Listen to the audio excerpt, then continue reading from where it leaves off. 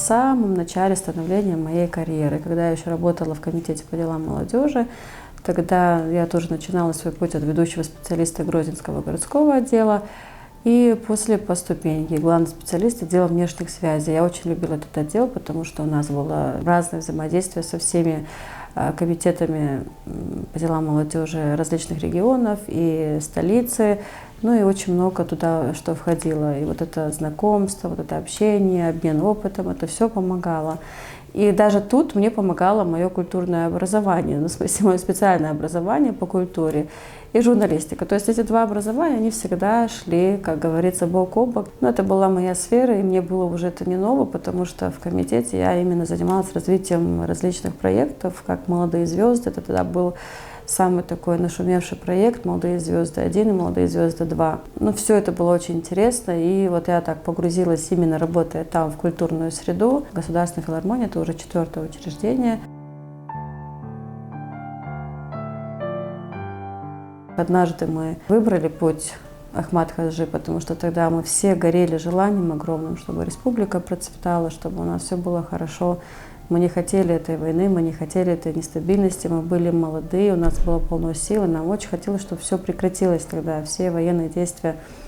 И, конечно, мы выбрали для себя именно направление, которое тогда начал Ахмат-Хаджи, и продолжил его сын.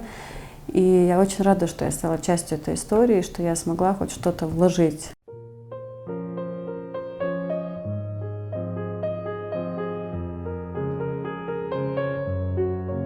Самое главное, когда ты оборачиваешься назад и не видишь пустоту, это счастье. Когда твоя жизнь заполнена чем-то. Сестра меня увлекла и пением, пришлось подчиниться. Старший брат не хотел. Но потом как-то в гости к нам приехала Марьям, моя тетя, и запретила какие-нибудь ему запреты в отношении нас. И она сказала, что она, в общем, за нас отвечает.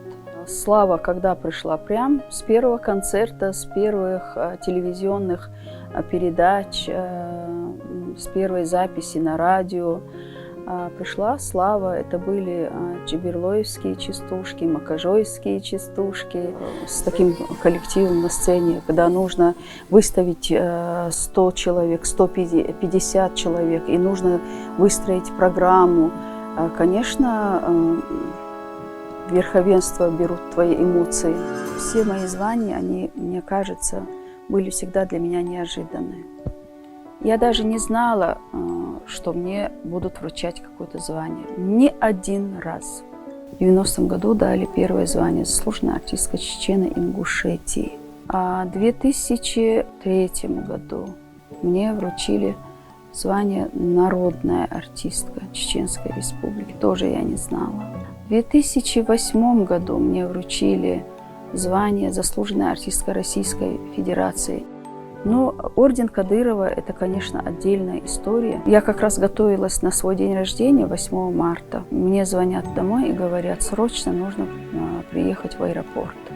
Я приезжаю туда, все руководство там во главе с Рамзаном Ахматовичем. Первый указ зачитали о вручении мне ордена Кадырова. Как правило, это нужно закончить музыкальную школу, училище, консерваторию по какому-нибудь предмету, входящего в состав симфонического оркестра, но не обязательно. Это может быть и народный инструмент, который не входит в состав симфонического оркестра. И только после этого нужно поступить еще раз в консерваторию уже на оперно-симфоническое дирижирование и закончить его. Это в идеале. Профессия дирижера – это фактически необъяснимая профессия. Профессия, которую никто не может объяснить. Вот может выходить к пульту человек невзрачной внешности и творить чудеса. Может выходить статный, симпатичный, красивый человек, который умные вещи говорит, правильно дирижирует, но музыки фактически не происходит. Что должен знать дирижер? Он, во-первых, должен знать специфику каждого инструмента. Не обязательно на каждом инструменте играть, но желательно на нескольких играть. Это уже специфика, я должен слышать, ту ноту взял оркестрант или не ту. Если, ну, конечно, ну а как, если я не буду слышать, зачем я там буду стоять? Что произойдет? На моем месте тогда может любой стать и дирижировать. Есть так называемые капельмейстеры, которые просто машут и все. Вот я очень часто дирижирую за рубежом. Я знаю немецкий, немножко английский, вот, но вот, скажем, в Южную Корею я поехал, там сложно. Я должен уметь руками передать все, что я хочу от них получить. Это необъяснимо. Иногда, когда я преподаю своим студентам, они спрашивают, вот вы на концерте сделали такой замечательный жест, вот вы не могли бы мне показать, потому что а я его не могу показать, потому что я не думаю, как его сделать. Я думаю, как должна прозвучать музыка. Тогда это само собой получается.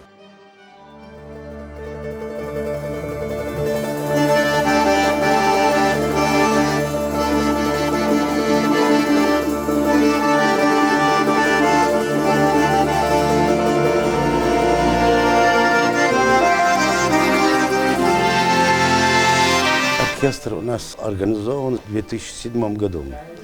А в конце 2006 года Эльдербай Муса, наш клавишник, он собрал ребят и сделал оркестр. Где-то человек 9-10 было. После этого где-то больше полгода, почти год поработали, и оркестр разошелся. Потом наш руководитель Адаев Султан, он в 2007 году, в августе месяце, опять же собрал нас всех вместе, всех хороших музыкантов. И с 2007 года мы начали работать. Вначале, конечно, было очень трудно, сложно, так как те музыканты, которые раньше играли свободно для себя или аккомпанировали под песни, там танцевальные коллективы работали, им как-то в оркестре было сложно, так же, и как им и мне. И потихоньку начали привыкать к этому оркестру. Было где-то, наверное, 16, нас 15-16 человек, а позже уже начали еще больше набирать. В данный момент у нас в коллективе 22 человека, вместе со мной 22. Сейчас работаем над программой, новыми произведениями. Есть в программе где-то около 22 произведений на музыку местных композиторов. Порой бывает и сложно, когда начинаешь новое произведение, бывает сложно, так как мы не по нотам работаем, мы работаем на слух, поэтому каждому довести, объяснить, показать, конечно, это в первую очередь бывает сложно, а потом уже, когда они начинают это все понимать, играть, тогда уже полегче. В первую очередь я им всем желаю здоровья, крепкого здоровья, так как без здоровья нам никуда, ни туда, ни сюда. В вторую очередь я им всем желаю творческих успехов, творческого подъема, чтобы всегда им сопутствовала удача, счастье и, самое главное, желание к этой работе. В сфере культуры я работаю уже начиная с 1972 года. Туда входит и образование в училище, и консерватории. Я являюсь директором коллектива симфонического оркестра при филармонии. Преподаю вокал в филармонии с солистом. Мы воссоздали симфонический оркестр. В данное время оркестр работает, ведет работу, большую работу, пропагандируя симфоническую музыку среди молодежи. Даем концерты, что публика бывает очень довольна, очень радостно воспринимает наш концерт. Играем мы в данное время произведения наших композиторов чеченских Шахбалатова, Адлан Бексултанова Умара и Димаева Саида. Их произведения мы включаем в программу, постоянно играем. Потом точно так же играем и произведения европейских композиторов.